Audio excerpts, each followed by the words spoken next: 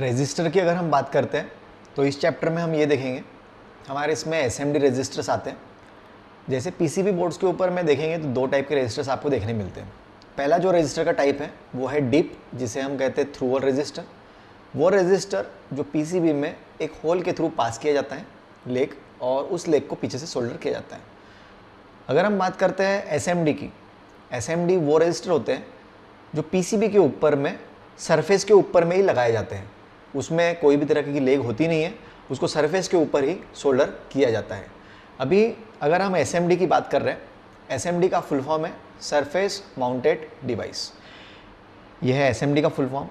अगर हम एसएमडी देखते हैं पीसीबी पे हमें कैसे देखने मिलती है, तो इस तरह जो पीपीटी में हमने आपको शो की है, इस तरह हमें देखने मिलती है।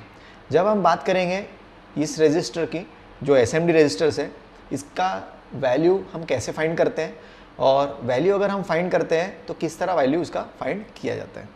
तो सबसे पहले एग्जांपल लेते हैं। जिस रजिस्टर के ऊपर में आर बना होता है वो हमारा डेसिमल पॉइंट होता है, ये चीज़ हमें ध्यान रखना है। और जो एसएमडी रजिस्टर्स होते हैं इसके ऊपर में नंबर्स लिखे हुए होते हैं, अल्फ़ाबेट्स भी लिखे हुए आ सकते हैं, और जहाँ पर भी अल्फ़ाबेट या नंबर के साथ में आर लिखा है अल्फ़ाबेट, वो हमारा पॉइंट होता है, मतलब डेसिमल होता है। ये हमें ध्यान में रखना है।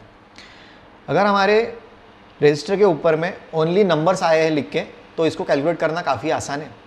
इसे आप देखते हुए ही फाइंड कर सकते हैं कि इसकी वैल्यू क्या है। जैसे पहले के जो रजिस्टर हमने कैलकुलेट किए थे कलर बैंड के हिसाब से, उसी की तरह कैलकुलेट करना है, पर इसमें कलर नहीं होता है, इसमें ओनली नंबर होता है। नंबर होता है तो सिर्फ आपको नंबर अगर देखने मिल रहे हैं तो पहले के जो नंबर है वो एज इट इज़ लिखिए, और जो लास्ट का नंबर होता है वो हमारा मल्टीप्लायर होता है। जितना नंबर उसके हिसाब से मल्टीप्लाई उसे कर दीजिए, मतलब ज़ीरो भी लगा सकते हैं लास्ट में। इस तरह इसका कैलकुलेशन होता है।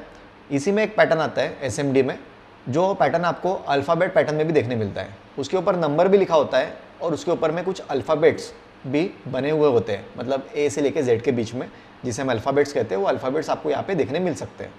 अगर अल्फ़ाबेट में सिर्फ आर लिखा है तो वो तो डेसिमल है, पर आर छोड़ के अगर कोई अल्फ़ाबेट आता है तो वहाँ पर हमें एसएमडी कैलकुलेट करने के लिए वहाँ पे EIA 96 चार्ट का रेफरेंस लेना पड़ता है। तो वो भी हम नेक्स्ट चैप्टर में देखेंगे, कैसे EIA चार्ट से हम एसएमडी रजिस्टर का कलर बैंड कैलकुलेट कर सकते हैं और उसका वैल्यू निकाल सकते हैं, क्या इसका वैल्यू है।